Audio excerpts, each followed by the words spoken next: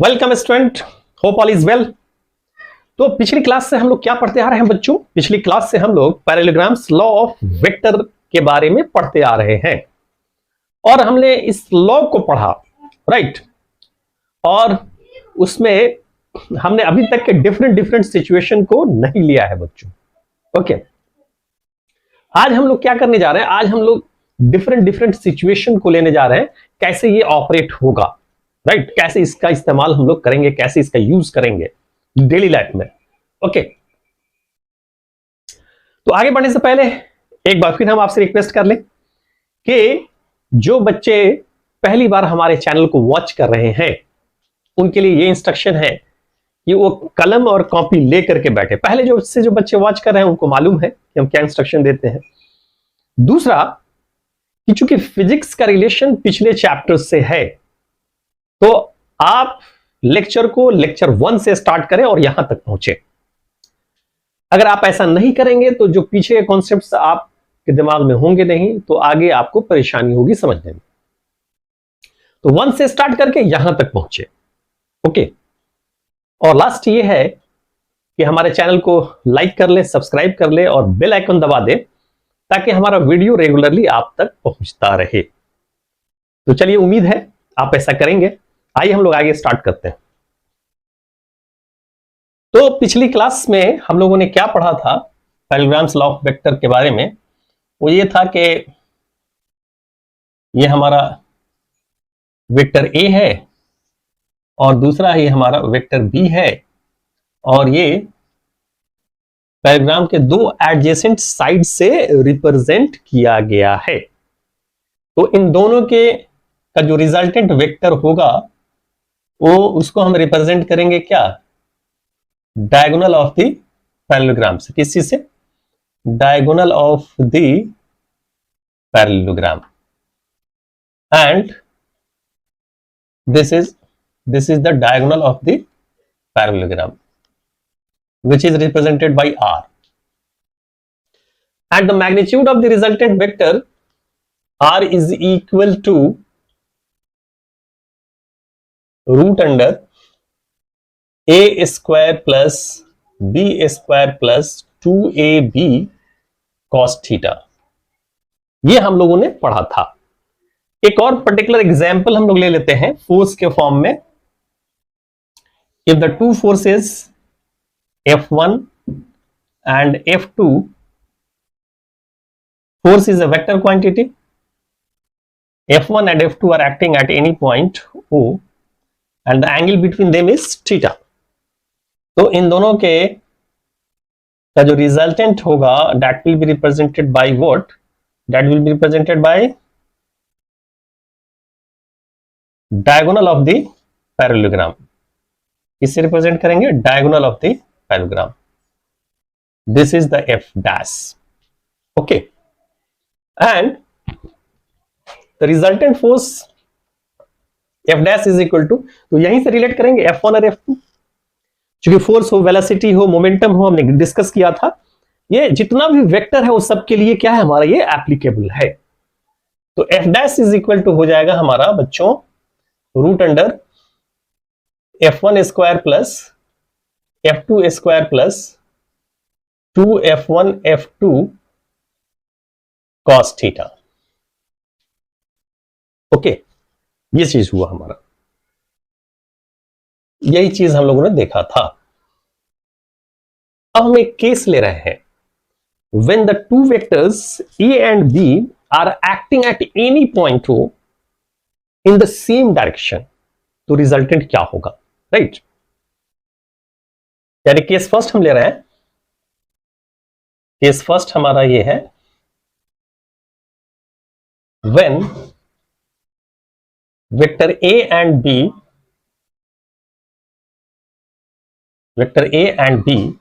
Are acting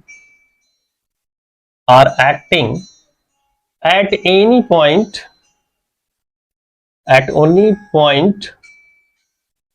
O in the same direction,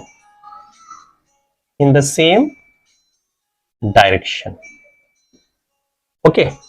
तो क्या होगा? एक मिनट। तो व्हाट ही सेज, यानी दोनों एक ही डायरेक्शन में एक्ट कर रहे हैं। ओके, तो अब देखिए, सपोज कीजिए ये O पॉइंट है और यहां पे हमारा ये वेक्टर A, दूसरा वेक्टर क्या है हमारा B है, जो एक्ट कर रहा है दोनों एक ही डायरेक्शन में। तो इसमें सोचने की जरूरत ही नहीं है, जब दोनों एक ही डायरेक्शन में एक्ट कर रहा है तो रिजल्टेंट क्या होगा, इसी डायरेक्शन में हो, है ना। इसमें कुछ थॉट प्रोसेस तो है नहीं ज्यादा बड़ा। तो यहां पे मैग्नीट्यूड क्या हो जाएगा, यानी रिजल्टेंट वेक्टर का डायरेक्शन हमारा इसी डायरेक्शन में होगा, and the magnitude of the resultant vector r is equal to, अगर वेक्टर साइन नहीं दे रहे तो ऐसे सिंपली हम क्या करते हैं, r लिखते हैं बच्चों। ओके, तो that is equal to what, a square plus b square plus 2ab cos 0 degree.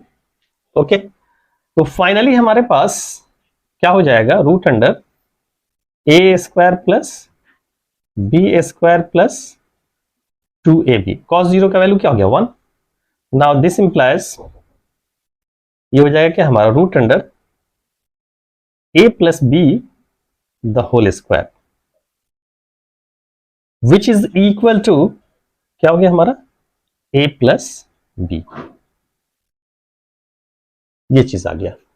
Okay, अब इस चीज को आप कैसे लिखेंगे आप ऐसे लिख सकते हैं, magnitude of the resultant vector r is equal to magnitude of a plus magnitude of b, right. चलिए नोट कर लीजिए इसको।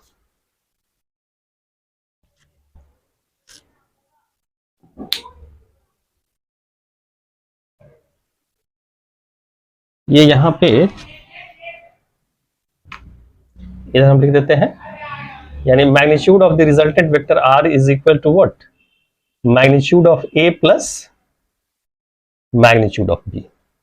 ओके, अगर यही कहा जाए इसमें कि if magnitude of a is equal to what, magnitude of b के, इफ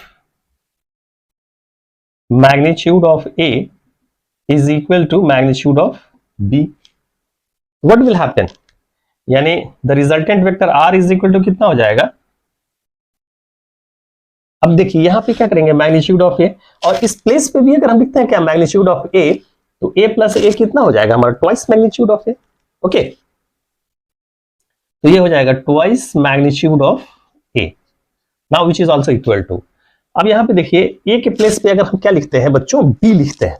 ओके, अब a के प्लेस पे अगर हम b लिखते हैं तो क्या हो जाएगा हमारा, b प्लस b कितना हो जाएगा, twice magnitude of b, so simple.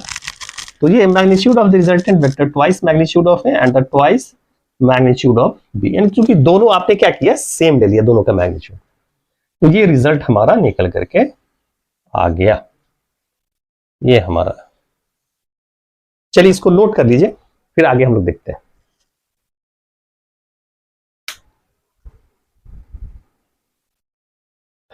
Okay, ये तो हमारा क्या हुआ, जनरल केस हुआ, लेकिन अगर एक पर्टिकुलर केस भी अगर हम लें, वो पर्टिकुलर केस हम क्या लें,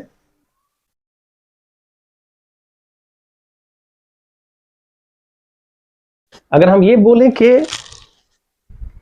केस फर्स्ट ही है ये भी, यानी ए एंड बी के प्लेस पे क्या हम ले लेते हैं, एक फोर्स ले लेते हैं, ताकि आप विजुअलाइज कर सकें, आप अंडरस्टैंड कर सकें, राइट बच्चों। क्योंकि फोर्स को आप आसानी से क्या करते हैं, विजुअलाइज कर लेते हैं, अंडरस्टैंड कर लेते हैं, कि आपको समझ में आता है। ठीक है, दो आदमी अगर खींच रहा है तो उसी फोर्स से आपको खींचेगा। तो पहला केस यही था कि दो वेक्टर, यानी वेक्टर के प्लेस पे हम क्या करते हैं, फोर्स ले लेते हैं। If the two forces are acting at any point O in the same direction, तो इसमें कुछ नहीं है, दो आदमी जब ऐसे खींचेगा तो आप क्या होगा, उसी डायरेक्शन में खींचेंगे, तो नेट फोर्स का जो डायरेक्शन होगा वो क्या होगा, इसी डायरेक्शन में होगा, एफ डैश, और आप निकाल चुके हैं F dash is equal to क्या होता है हमारा, आप डायरेक्ट लिख सकते हैं F1 plus F2, which is equal to क्या हो जाएगा हमारा, F1 प्लस F2। देखिए इसको थोड़ा सा रिव्यू भी कर देते हैं, इन दोनों के बीच का एंगल क्या होगा हमारा, 0, तो cos 0 की वैल्यू क्या हो गया 1, तो F1 square plus F2 square plus 2F1 F2, यानी क्या होगा F1 प्लस F2 का होल स्क्वायर, यानी रूट अंडर रूट जो है हमारा वो क्या होगा, खत्म हो जाएगा, क्या बचेगा, F1 प्लस F2। ओके, अगर यही चीज कहा जाए कि अगर ये दोनों इक्वल फोर्स है ना, क्या है, both are the equal forces acting in the same direction, तो रिजल्टेंट फोर्स क्या होगा हमारा, इसी डायरेक्शन में होगा, F डैश। अब यहां पे क्या होगा, F dash is equal to क्या हो जाएगा, F प्लस F, यानी ट्वाइस ऑफ F के। F dash is equal to क्या हो गया हमारा, F प्लस F क्या हो गया हमारा, ट्वाइस ऑफ F। तो ये आपको समझने में आसानी होती है फोर्स को जब आप ले लेते हैं। यही वेलोसिटी होता तो 2v होता, मोमेंटम होता तो 2p होता, राइट। चलिए नोट कर लीजिए इसको। ओके बच्चों, अब हम केस लेने जा रहे हैं कि जब ये दोनों अपोजिट डायरेक्शन में जब एक्ट करें तो क्या होगा। ओके, तो केस सेकंड हम ले रहे हैं, if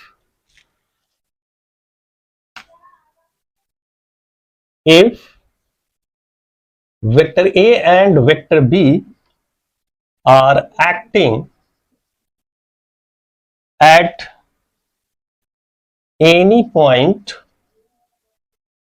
O in opposite direction, opposite direction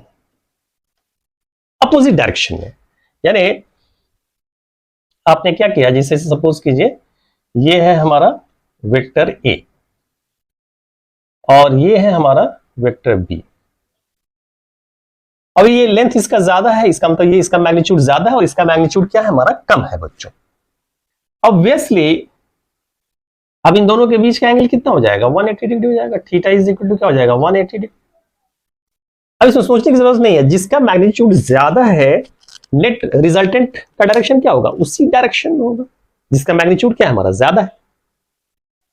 यानी vector A plus minus vector B हो जाएगा, यानी रिजल्टेंट वेक्टर का डायरेक्शन वो इस डायरेक्शन में होगा जिसका मैग्नीट्यूड ज्यादा है। ओके, चलिए अभी विजुअलाइज नहीं कर पा रहे हैं, जब हम फोर्स का केस लेंगे उसमें और आपको अंडरस्टैंड कर लेंगे चीजों को। ओके, तो magnitude of the resultant vector क्या हो जाएगा, mod R which is equal to root under A square plus B square plus 2AB cos 180। Now this is equal to क्या हो जाएगा हमारा, A square plus B square plus 2AB cos 180 का value क्या हो गया, -1। मीन्स ये आ गया हमारा A square plus B square plus minus क्या हो गया, -2AB root under A minus B the whole square. यानी फाइनली हमारे पास जो रिजल्ट आया वो क्या हो गया, magnitude of R is equal to A minus B। Okay बच्चों, इसी चीज को अगर हम वेक्टर साइन लगाएंगे तो इस तरह से लिखेंगे, magnitude of R is equal to magnitude of A minus magnitude of B। This sign will be used. Okay, तो ये हो गया। अगर मान लीजिए कि दोनों का मैग्नीट्यूड क्या है हमारा, अगर सेम है तो फिर आप कैसे करेंगे बच्चों। ओके, आइए देख लेते हैं, कोई बहुत बड़ा डील नहीं है। If magnitude of A is equal to magnitude of B, तो रिजल्टेंट वेक्टर का मैग्नीट्यूड क्या हो जाएगा हमारा, सोच लीजिए, A माइनस A क्या हो गया, 0। Okay, hope you understand. चलिए नोट कर लीजिए इसको। अब इसी चीज को अगर हम क्या करते हैं, पर्टिकुलर केस लेते हैं, हम क्या कर रहे हैं कि दो फोर्स एक्ट कर रहा है। If two forces are acting at any point O in opposite direction, जैसे एक फोर्स है हमारा जो इस डायरेक्शन में एक्ट कर रहा है, suppose this is F1 and this is F2। यहां पे क्या है, F1 बड़ा है F2 से, तो सोचिए जब F1 बड़ा है F2 से तो जो बड़ा होगा वो क्या करेगा, वो अपनी तरफ खींच लेगा। तो रिजल्टेंट फोर्स का डायरेक्शन किधर होगा, जिसका मैग्नीट्यूड ज्यादा होगा, जो बड़ा होगा। तो सिंपल है बच्चों, यानी रिजल्टेंट फोर्स का जो डायरेक्शन होगा वो किधर होगा हमारा, जो दोनों में सबसे ज्यादा बड़ा है। यानी F dash is equal to क्या हो जाएगा हमारा F1 माइनस F2। ये केस डायरेक्टली आप याद रखिएगा। ओके, आप यहां पे अगर देखें पुट करने का, इन दोनों के बीच का एंगल कितना हो गया 180, या 180 पुट करेंगे क्या होगा -1 प्लस माइनस माइनस क्या हो जाएगा F1 square plus F2 square minus F1 2F1 F2, यानी F1 माइनस F2 का होल स्क्वायर है तो रूट क्या होगा खत्म हो जाएगा। हमारे पास रिजल्ट क्या आएगा F1 माइनस F2 बच्चों। So simple. अब आइए, अगर ये दोनों ही इक्वल फोर्स एक्ट कर रहा है, दोनों का मैग्नीट्यूड क्या है हमारा सेम है, if two equal forces are acting at any point हो, both are the equal forces, तो नेट फोर्स हमारा F dash is equal to क्या होगा F माइनस F यानी 0। क्या हो जाएगा हमारा 0। सो सिंपल बच्चों। चलिए इसको नोट कर लिए, फिर हम आगे बढ़ते हैं। ओके, नेक्स्ट केस हम ले रहे हैं, केस थर्ड हम ले रहे हैं। केस थर्ड क्या है, केस थर्ड हम ले रहे हैं, if vector A and vector B are acting at any point O in such a way that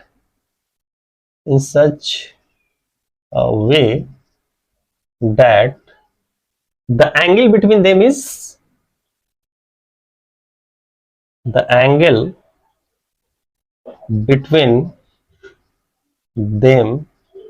is 60 degree. The angle between them is what 60 degree. Okay,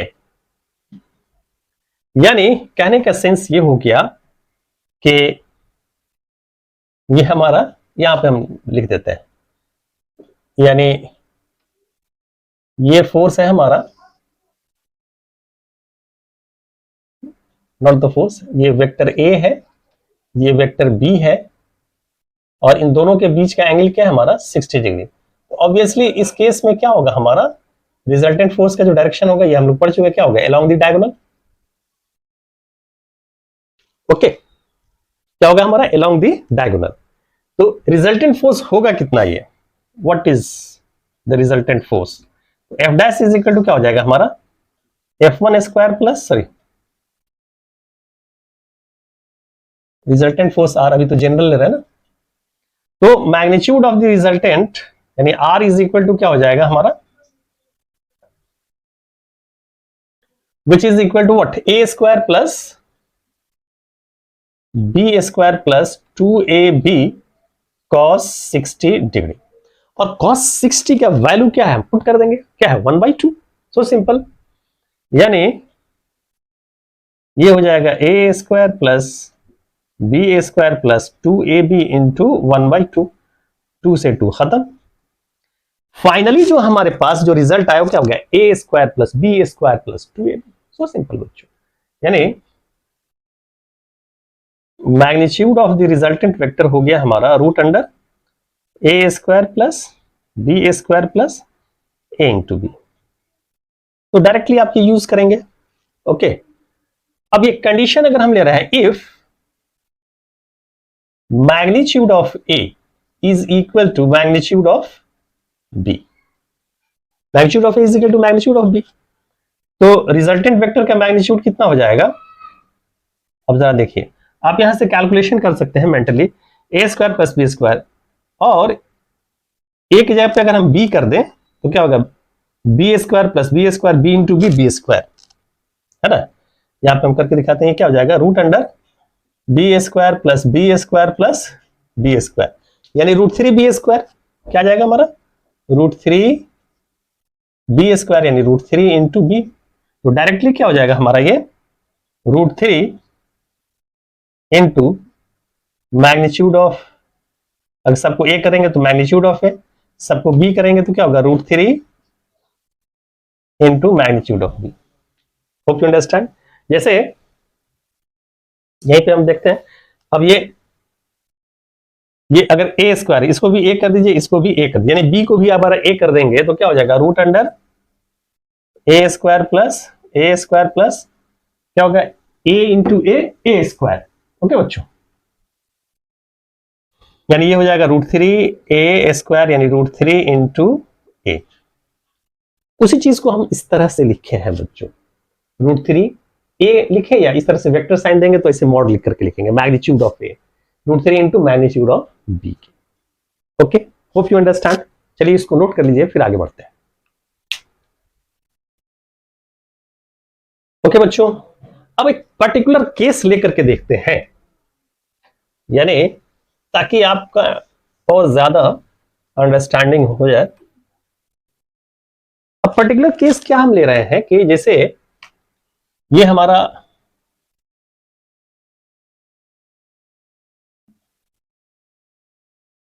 okay, particular case हम क्या ले रहे हैं कि जैसे ये हमारा F1 है और ये है F2, इन दोनों के बीच का एंगल कितना है हमारा 60 डिग्री। रिजल्टेंट फोर्स का डायरेक्शन क्या होगा, along the diagonal. Okay, resultant force का डायरेक्शन जो होगा वो क्या होगा हमारा, अलोंग द डायगोनल। अब यहां पे देखिए क्या हो जाएगा, ये F' इज इक्वल टू हो जाएगा हमारा √under F1 square plus F2 square plus ये cos 60 का वैल्यू 1/2 ये कैंसिल हो जाएगा, क्या बचेगा F1 इंटू F2, यही रिजल्ट आएगा। और नेट फोकस डायरेक्शन क्या है हमारा, along the diagonal. Bar bar repeat कर रहे हैं बच्चों। ओके, तो ये हो गया हमारा। अब जरा सोचिए, अगर ये दोनों इक्वल फोर्स एक्ट करेगा, ये भी F और ये भी F, तो रिजल्टेंट फोर्स का डायरेक्शन क्या होगा, along the diagonal.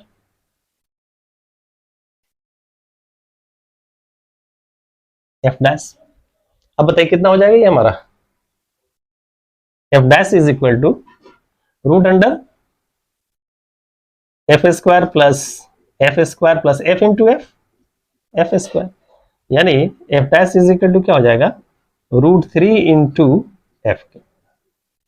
So simple बच्चों, यानी इस नेट फोर्स का जो मैग्नीट्यूड होगा इस डायरेक्शन में वो कितना होगा, √3 इंटू F के इक्वल होगा बच्चों। यही चीज था, इसको नोट कर लीजिए, फिर हम आगे बढ़ते हैं और भी हम केसेस लर्न करते हैं। ओके बच्चों, थर्ड केस ले रहे हैं हम कि दोनों के बीच का एंगल हम क्या लेते हैं, 90 डिग्री। तो क्या होता है हमारा, if vector A and vector B are acting at any point O, the angle between them is 90 degree. What do you think? 90 degree angle. अब सोचिए जरा, this is the vector A we are taking, और दूसरा vector क्या है हमारा, B ले लिया, और ये कहां एक्ट कर रहा है, दोनों है ना O पे एक्ट कर रहा है। एक केस ले लिया हम लोगों ने, और बताइए रिजल्टेंट का डायरेक्शन किधर होगा हमारा, अलोंग द डायगोनल। रिजल्टेंट का डायरेक्शन क्या हो गया हमारा, along the diagonal. This is the direction of resultant vector. Okay बच्चों, और इन दोनों के बीच का एंगल हम क्या ले रहे हैं, 90 डिग्री, यानी theta is equal to 90 degree. So simple है ना। अब क्या हो जाएगा बताइए, ये जनरल यही था हमारा, यानी F' is equal, sorry F' कर magnitude of the resultant vector R is equal to क्या हो जाएगा हमारा, √A² plus B², 2AB cos 90 degree. और cos 90 का वैल्यू क्या होता है हमारा, 0। जब cos 90 का वैल्यू 0, ये पूरा टर्म क्या हो जाएगा हमारा, 0 हो जाएगा। तो फाइनली क्या बचेगा, √root under A² plus B²। So simple बच्चों, राइट। तो magnitude of the resultant vector हमारे पास आ गया root under A square plus B square. This is the magnitude of resultant vector. अगर हम क्या करते हैं, एक पर्टिकुलर केस लेते हैं कि अगर दोनों का मैग्नीट्यूड सेम है तो okay, if magnitude of A is equal to magnitude of B, what will happen here? यानी magnitude of the resultant vector R is equal to, अब देखिए B के प्लेस पे भी अगर हम A लिखेंगे तो क्या होगा, A square plus A square root 2A square, और रूट से जब A स्क्वायर को बाहर लेंगे तो क्या होगा A, यानी सिंपली ये क्या हो जाएगा रूट 2, और A को हम कैसे लिखते हैं, मैग्नीट्यूड ऑफ A। इसे हम देख लीजिए, ये root under A square plus A square क्या हो जाएगा रूट 2 ए स्क्वायर, यानी रूट 2 इंटू ए हो जाएगा। वैसे ही अगर हम बी करेंगे तो क्या हो जाएगा root under B square plus B square क्या हो जाएगा root 2 B square in root 2 into B, और इस चीज को हम क्या लिखेंगे ऐसे मॉड करके, which is equal to root 2 magnitude of B. ये हमारा रिजल्ट आया। ओके चलिए नोट कर लीजिए।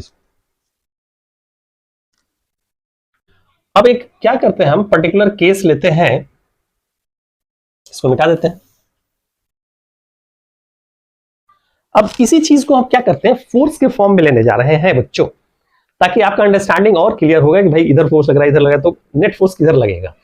ओके, यानी कहने का मतलब यह है कि आप इस पॉइंट ओ पे खड़े हैं, कोई आदमी आपको इधर F1 फोर्स से खींच रहा है और कोई आदमी आपको F2 फोर्स से इस तरफ खींच रहा है, तो आप जो खिंचाएंगे आपके ऊपर जो फोर्स लगेगा इस डायरेक्शन में लगेगा। आप अगर खींचेंगे तो इस तरफ जाएंगे, ना इधर जाएंगे ना इधर जाएंगे, किधर जाएंगे, इस डायरेक्शन में जाएंगे। ओके बच्चों, यानी नेट फोर्स का जो डायरेक्शन होगा वो इस डायरेक्शन में होगा, यानी आप your movement will be in this direction. Okay, यानी that means F dash is equal to क्या हो जाएगा हमारा रूट अंडर 90 डिग्री एंगल पे एक्ट कर रहा है हमारा दो फोर्स। अभी देखिए यहां पे क्या करेंगे, cos 90 पुट करेंगे, क्या होगा जीरो हो जाएगा, ये पूरा टर्म जीरो, यानी F dash is equal to क्या होगा root under F1 square plus F2 square. Okay, और यही अगर आप इक्वल फोर्स लेते हैं, you are taking the equal force here F F O, resultant force का डायरेक्शन किधर होगा, अलोंग द डायगोनल। अब सोचिए अब क्या हो जाएगा हमारा F dash is equal to, इस केस में क्या हो जाएगा F dash is equal to root under F square plus F square, है ना, यानी रूट 2 इंटू एफ के। यानी अगर एक फोर्स इधर लग रहा है एक फोर्स इधर लग रहा है, तो इधर आप इस डायरेक्शन में आप पे नेट फोर्स लगेगा और उसका मैग्नीट्यूड क्या होगा root 2 of F. Okay, hope you understand. चलिए इसको नोट कर लीजिए। ओके बच्चों, अब हम एक लास्ट केस लेने जा रहे हैं, केस 5। क्या है हमारा केस 5? केस 5 हम ये ले रहे हैं कि if two vectors A and B are acting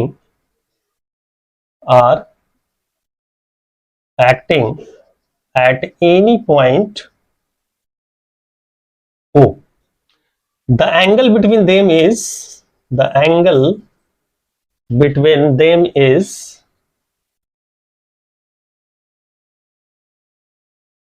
120 degree. इन दोनों के बीच का एंगल क्या है हमारा 120 डिग्री। ओके,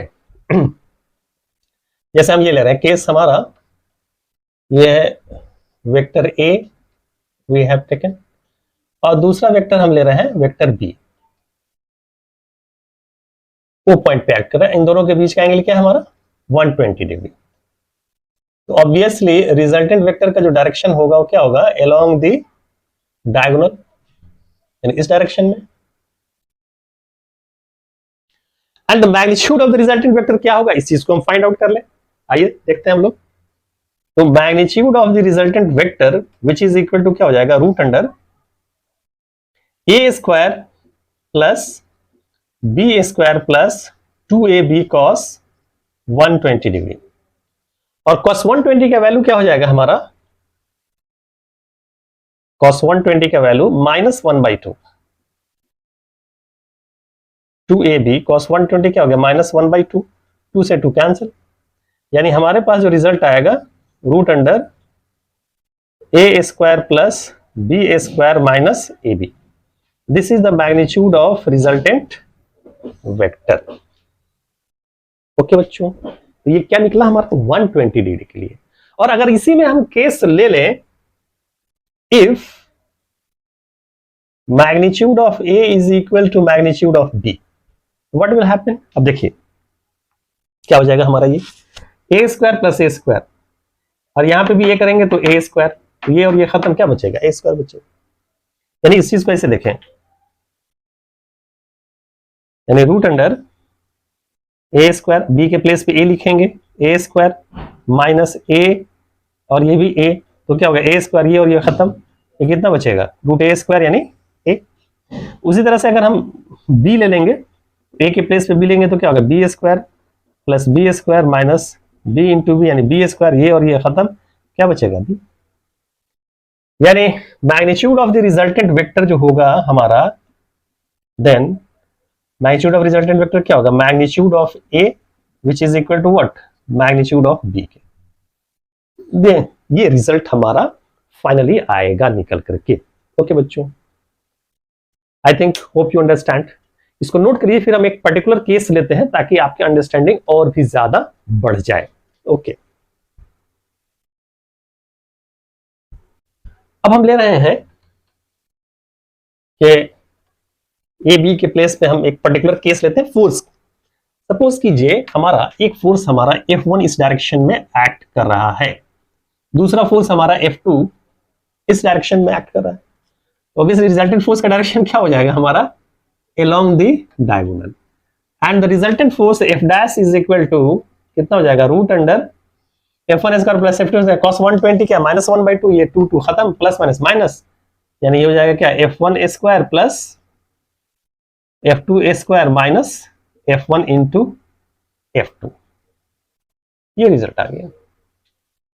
ओके बच्चों, और यही चीज अगर हो हमारा दोनों इक्वल फोर्स एक्ट कर रहा हो, when the two equal forces are acting, इन दोनों के बीच का एंगल 120, तो रिजल्टेंट फोर्स का डायरेक्शन किधर होगा, along the diagonal F dash, और F dash is equal to क्या हो जाएगा हमारा, which is equal to what, F के।